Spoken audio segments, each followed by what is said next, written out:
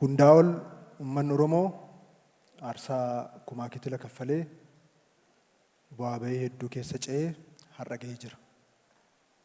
Aarsaan har'a kaffalee irra geenye kun Oromoon sirnoota darban keessatti xiqqaa aga guddaatti itti rakkatee itti dadhabee dhiiga isaa lolaasee lafeetti cabsee as gahee jira. Aarsaa guddaadhaan bakka ga'e kan ammoo injifannoo argatee mootummaan looreta nagaa keenya Dr. Abiy Ahmed muummee ministeera Itoophiyaatiin gaggeeffamu erga lafa qabatee asitti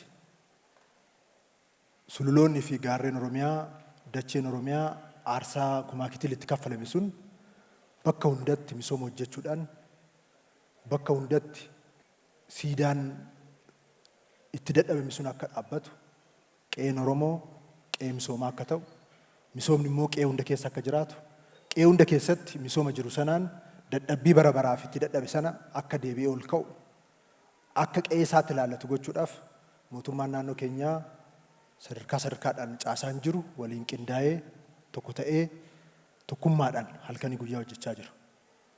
Kanaaf hojiiwwan Oromiyaa keessatti hojjetaman iddoo hundatti hojjetaman siidaa qabsaa'ota keenyaati. Siidaa dhalootaati. Siidaa aarsaan hedduun itti kaffalame.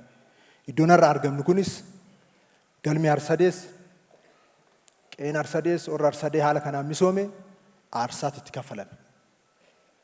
Aarsaa sanaaf kan dhaabbatee dubbatu dhaloota kan ittiin ijaaru dhaloota kan ittiin qopheessinudha.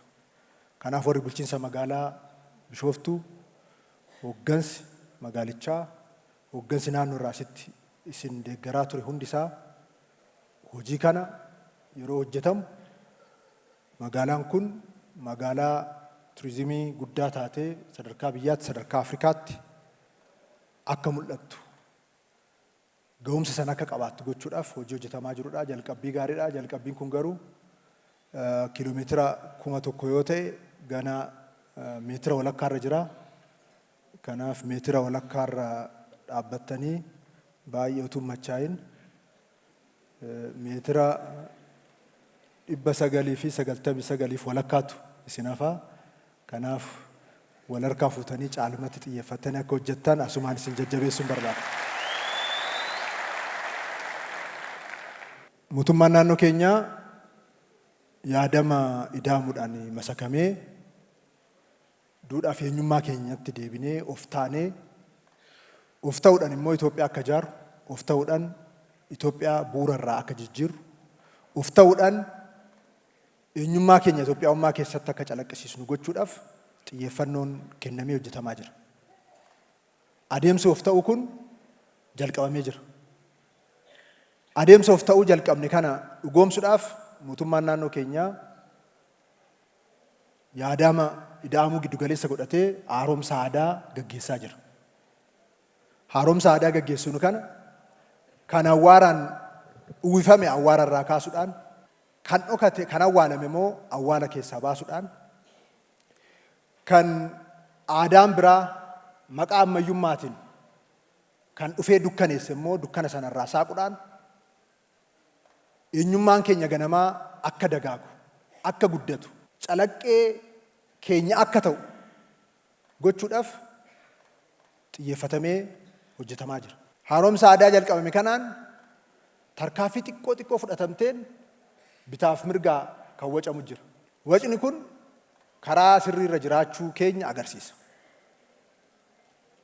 Tokko tokko alaabaadhuma abbaa gadaayyuu maaliif baay'iftan jechuu jalqabee jira. Hin baay'anne reefu mul'ate.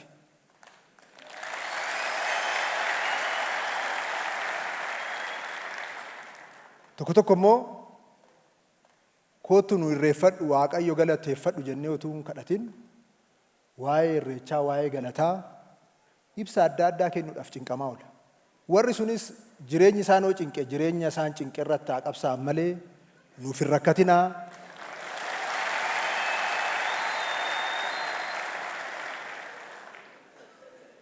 Haaromsa aadaa jalqabne kun reefu tuttuqxe.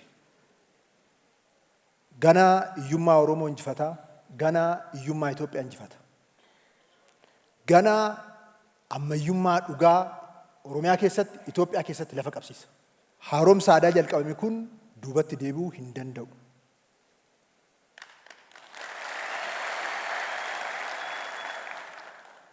Eenyummaa keenya awwaaluuf samiidhaa gadi wanti godhamne hin jiru. Sana hunda ofirraa gaggeessee as ga'ee jira eenyummaan keenya. Ammaan booda immoo baay'ee rakkisaadha. Tabban taanetti bu'uu ta'a. Kanaaf gorsiin isaaniif qabu tabban taanetti hin bu'inaa, hin cabduu.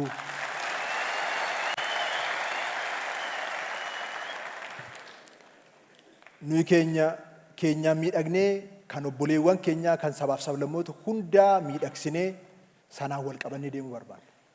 Wal fudhachuu, wal tiksuu, wal mul'isutti amanna. Keenyas hin tiksinaa, kan obboleewwan keenyas hin tiksina. Keenyas hin mul'isnaa, kan obboleewwan keenyas hin mul'isna. Karaa kanaan Itoophiyaawummaa dhugaan lammata duubatti deebi'uu hin dandeenye kan ijaaru. Isa kana immoo hiyyummaa injifachuudhaan, duubattafummaa injifachuudhaan sirna cimaa dhalootaa dhalootatti darbuu danda'u. Akkuma akaakilee fi abaabileewwan keenya tolchanii bu'aa bayii ce'ee as akkuma gadaan ga'e ceesuudhaan akka duubatti hin deebinetti goonee utubuutu amanna. Karaa sanaan deemna. Kanaafuu wal qabannee kallattii badhaadhina Itoophiyaa milkeessuu, badhaadhina naannoo keenyaa milkeessuu hundi keenyayyuu akka wal qabannee tumsinu halkanii guyyaa hojjennu asumaan waamicha koo dhiyeessuun barbaada. Irreechi hora Finfinnee boruu hin gaggeeffamaa. Irreechi hora Arsadee iftaan hin gaggeeffamaa. Horoonni lachuu baay'ee miidhaganii jiru. Haala addaatiin qophaa'anii jiru. Horri Finfinnees haala addaa ta'een bulchiinsa magaalaa Finfinneetiin qophaa'ee jira. Horri Arsadees haala addaatiin bulchiinsa magaalaa Bishooftuutiin qophaa'ee jira. Hundi keessan iyyuu dhaqaa itti irreeffadhaa, gammadaa, waaqa galateeffadhaa. Eenyummaa keessan agarsiisaa isiniin jechuun barbaada. Irreechi kun Waaqayyo nu gargaareera, nagaadha. Ayyaana nagaati, ayyaana galateeffannaati, nagaadhaan xumurama. Waaqayyo immoo nu faana jira. Hundi keessan iyyuu akkuma ammarra miidhagdanii mul'attan warri qe'ee jirtanis miidhagdanii yaatanii miidhagina iddoo lamaan kanatti uumame keessatti qooda akka fudhattan isin jajjabeessuun barbaada. Qaamolee kana keessatti dirqama keessan bahaa jirtan hundi keessan iyyuu dirqama keessan sanaaf jabaadhaa itti fufaa isiniin jechuun barbaada.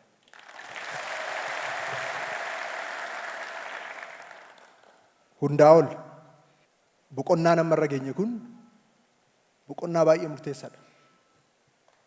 Jabaannee hojjenne karaa waggoottan hedduu fuulduratti nu deemsuu danda'u. Kan itti keenyu of dagannaa hambifnee waan xixiqqoodhaan quufuu dhiifnee yoo jabaannee hojjenne boqonnaa haaraa kan itti saaqu. Yoo of dagannee waan hin taane keessa galle waan xiqqoodhaan gammaduutti galle immoo rakkoon taaneef kan itti saaxilamnudha. Kanaaf waan xixiqqoodhaan gammaduu, walgalateeffachuu, machaa'uu dhiifnee waan gurguddoo nu fuuldura jiruuf hiixannee halkanii guyyaa harka wal qabannee akka hojjennu of dagannaa keessaa baanee ergama dhaloota ittaanuuf ta'u kana karaa akka qabsiisu isaaf immoo hundi keenya iyyuu dirqamni seenaan nurratti gate aarsaa barbaachisu hunda kaffaluudhaan akka jabaannee hojjennu asuma waamicha koo dhiyeessuun barbaada. Galmi kun baay'ee bareedaa. Nama 2,500 qabataa. Galmi Adaamaa tokko rakkoo keessa galuusaa hin oolu. Warri magaalaa Adaamaa waan addaa maal godhanii achi harkisu Alamaayyoo caala jennee of gaafatu jedheen yaada. Inni kun haroo qabaa. Kiiloomeetira 5 iddootti namni kaachuu danda'u, wakii gochuu danda'u qabaa. Iddoo namni itti boqochuu danda'u baay'ee qabaa. Isa kanaan akkamitti hojii walgitu hojjeta kan jedhu magaalonni hundumtuu Shaggaris hundi of sakatta'uu qabaa. Finfinneen irree xiqqoo achi tarkaanfatee jira. Warri kaan garuu of gaafattanii jabaattanii akka hojjettan asumaan waamicha koo dhiyeessuun barbaada. Qaamoleen nageenyaa sadarkaa adda addaatti argamtan halkanii guyyaa hojii kan hojjechaa jirtan irriiba malee boqonnaa malee uummanni keessan nagaadhaan bahee akka galu irreechi kun akka milkaa'u qaamoleen hojjechaa jirtan qaamoleen miidiyaa hundi keessan iyyuu galatoomaa ulfaadhaa jabaadhaa isin jechuun barbaada. Ayyaana gaarii ayyaana milkisiif haa ta'u. Obboleewwan keenya Keeniyaa irraa dhuftan baga nagaan dhuftan qe'ee keessanitti. Barattaan immoo biyyoota ollaa biroo irraa isa akka qabatanii dhuftan amantaa qabna. Jabaadhaa isin biratti irree dhufnee irreeffannaa galatoomaa ulfaadhaa.